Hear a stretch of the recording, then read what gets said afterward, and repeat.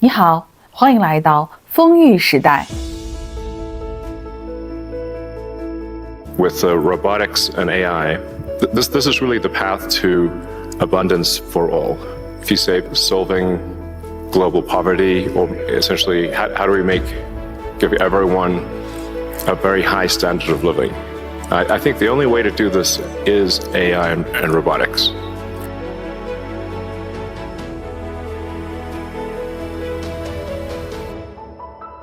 Hello， 大家好，我是艾曼达。那开头几个视频呢，是我根据我自己所想象的未来世界的样子，用 AI 生成的一些片段。不知道你看过感觉怎么样？我觉得还挺美好，挺酷炫，挺让我向往的。那最近呢，随着 AI 技术的快速发展，有越来越多的人相信未来人类将会进入一个物质极大繁荣的时代 ，Abundance Era， 丰裕时代。最近马斯克他接受采访的时候，他就说，未来我们人人都是高收入，大家现在也不用存钱养老，未来都是机器人照顾我们。马斯克和众多科技大佬所想象的丰裕时代真的能够实现吗？今天这期视频我想和你认真的聊聊这个话题。如果那个物质极度富裕，人人都不需要工作的时代真的到来，人类文明会发生怎么样天翻地覆的变化？我们的财富，我们的工作，如果那时候还有的话，甚至是我们作为人的价值会被如何重新定义？你有没有认真想过，一台售价近万元的苹果手机真正的成本是多少？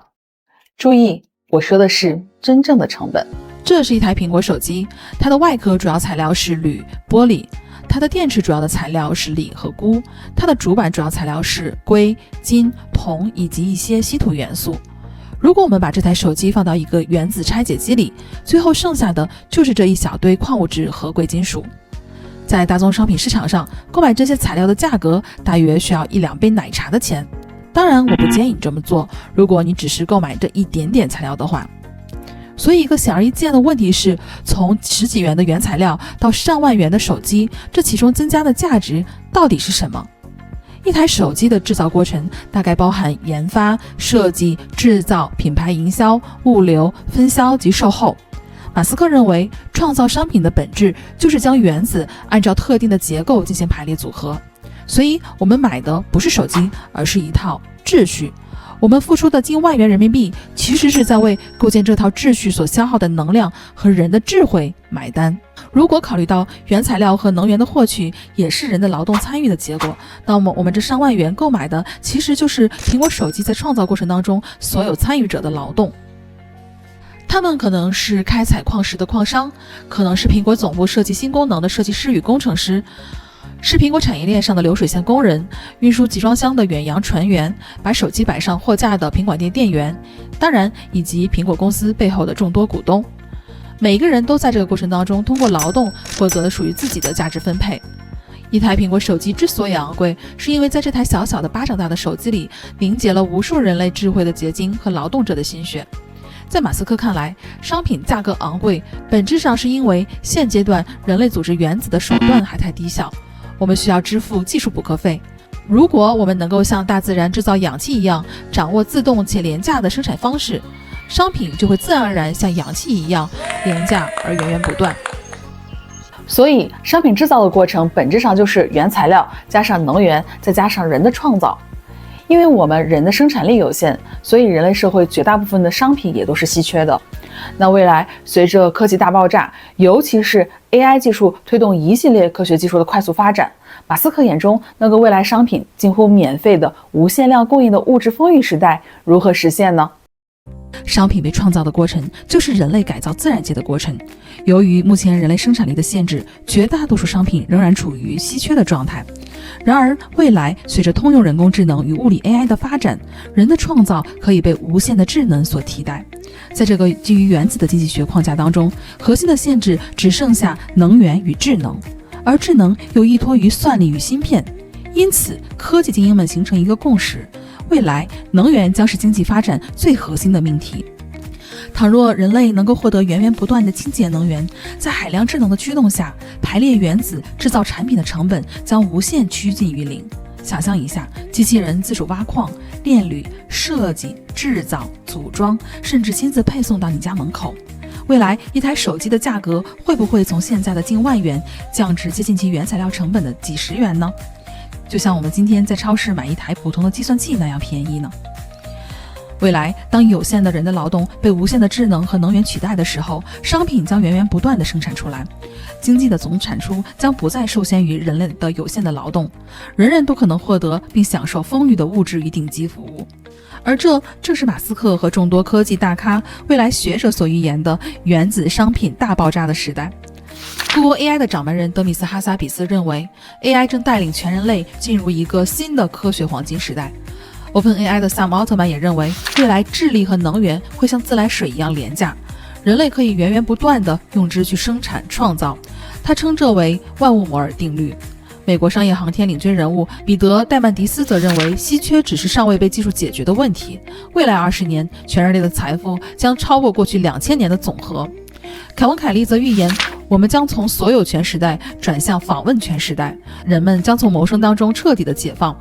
经济学家凯恩斯更是早在1930年的文章《我们孙辈的经济可能性》中就预言，100年后，技术进步将使人类每周只需工作15小时。大家的视角不同，但却有一个共识，就是稀缺即将成为历史。回顾历史，过去几百年，科学技术快速发展。今天，任何一个普通人所能享受的生活、医疗水平，已经比几百年前一个国王还要优渥。我们有理由相信，在 AI 推动下，更多的技术呈指数性爆发，丰裕时代可以走进我们的现实世界。但这也恰恰是我们每个普通人细思极恐的地方。如果全世界的价值产出不再依赖人的汗水与智慧，那么绝大多数依靠一份工作换取收入的普通人，该如何在这场大的洗牌当中安放我们的生计呢？在工业时代，经济产出是资本和劳动的函数。一旦丰裕时代真的到来，自亚当·斯密和大卫·李嘉图以来统治经济学的劳动价值论将被进行彻底的颠覆。在这个时代，所有的价值均由能够提供自动化的资本所创造。如果机器与智能生产了一切，但人类没有工作，也就因此没有了收入，谁来消费这些产品？如果大多数人不再通过劳动参与价值分配，那么支撑整个经济运转的有效需求将从何而来？更进一步，如果以劳动换取收入的分配体系崩塌，普通人获取基本生存的经济基础消失，就可能会引发大规模的社会动荡，阻碍甚至摧毁技术进步的进程。如果说人类文明是一场关于生存分配的游戏，那么每一次生产力的跨越都会彻底重写底层的分配规则。在农业时代，土地是核心，最主要的分配制度就是地租，农民交出粮食换取生存权。在工业时代，资本是核心，那分配制度就变成了工资，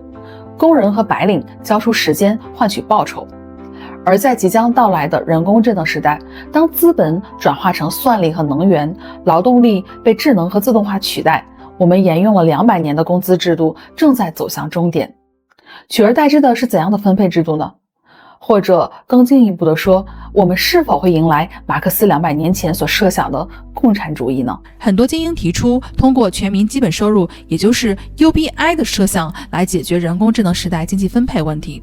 未来每个人都可以无条件地获得基本收入，任何人不必再为生存而劳碌奔波。如此一来，人类彻底摆脱谋生束缚，工作将不再是必选的生存手段。人们将自愿地选择将创造力与生命力投向更广阔的领域，无论是科学探索、艺术创作、哲学思辨、社区共建，乃至成为迈向星际文明的第一代先驱。UBI 的理论雏形可以追溯至文艺复兴时期，当时的思想家希望从根本上消除贫困，保障个体自由与尊严。截至目前，美国、芬兰、印度、肯尼亚等国家都有进行过 UBI 的尝试。这里面最有针对性的就是美国硅谷精英主导的 Open Research 大型研究。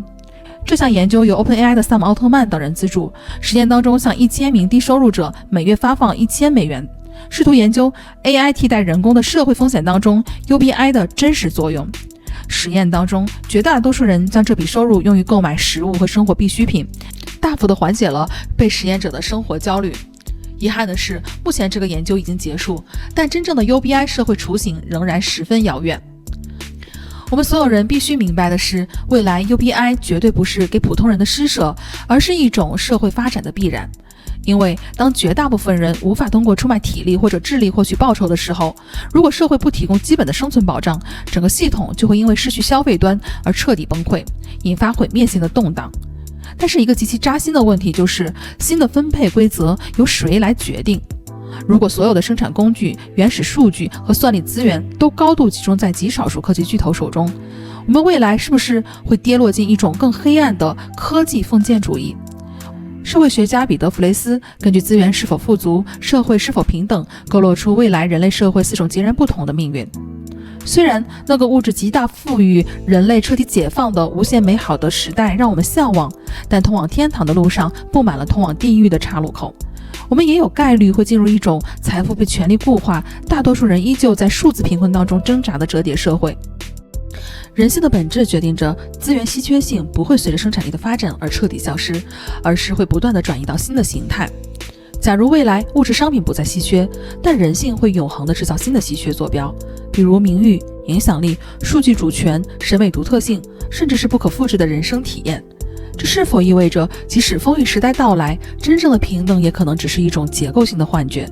当不久的将来，科技发展可以满足每个人的基础生存权，但人和人的差距可能升为之更隐蔽而深刻的层面。财富差距会不会在智能时代被算法精密的放大与合理化？也许未来衣食住行不再能标志阶级，但声望资本、基因编辑权限、虚拟宇宙中的稀缺地标，甚至高级的人工智能的接入权，都可能成为新的身份图腾。当技术能创造无限丰盛的时候，人为制造的稀缺反而会变得更加昂贵。就像在一个可以复制任何名画的时代，真迹的价值反而飙升至天文数字。这种永恒的稀缺游戏，才是人类文明无法摆脱的底层游戏规则。因此，即使在物质丰裕的时代，基于人性的财富底层逻辑也未曾改变，它只是潜入了更深的维度，以更精妙的形式支配着我们的世界。而尽早理解这套逻辑，就如同掌握了财富的密钥，不仅能让我们在未来的迷雾当中谋定自身，更能率先窥见并航向那片名为新财富的大陆。其实，在工业革命早期，很多身处时代前沿的精英，他们就感受到了时代巨变的脉搏。他们当时经常聚在一起讨论和想象未来的世界。几百年后回过头来看，我们现在社会当中很多的体系的安排，比如说教育制度、工资福利，甚至是社会的金融体系，都能够在当时这些精英的讨论当中找到影子。虽然目前的世界依然不完美，没有达到当时这些人们所设想的一个类似于乌托邦的世界，但绝大部分普通人的生活水平确实已经有了大大的进步。也许未来绝对的公平、绝对的财富平等还是很难实现，但是我们依然乐观地相信，未来绝大部分人的物质生活条件一定是远好于现在的生活。从另一个方面来看，当年那些工业革命当中的精英对未来所做的预言之所以能够成为现实，是因为他们站在了时代的最前沿。很多时候我们不得不承认，这个世界的大的走向确实是被少数人提前窥见的，而我们可以从他们的剧透当中发现先机，顺势而为。这也是我做这个频道的初衷，从我的好奇心出发，深入的去研究文明发展的进程，去研究经济金融的底层规律，通过视频的形式分享出来，和广大的朋友们深入交流。这对我来说是件非常有意义，也让我感到非常幸福和快乐的事情。尤其是很多网友对我的视频提出了非常中肯的建议，在这里真心感谢大家，大家的支持是我持续做好视频的最大的动力。我愿意相信未来的世界很美好，但是我们眼前却必须面对一个残酷的事实：技术的进化是指数级的，而我们社会的运转体制的更新是缓慢的。我们并没有做好充分的准备来迎接这场史诗级的文明变革。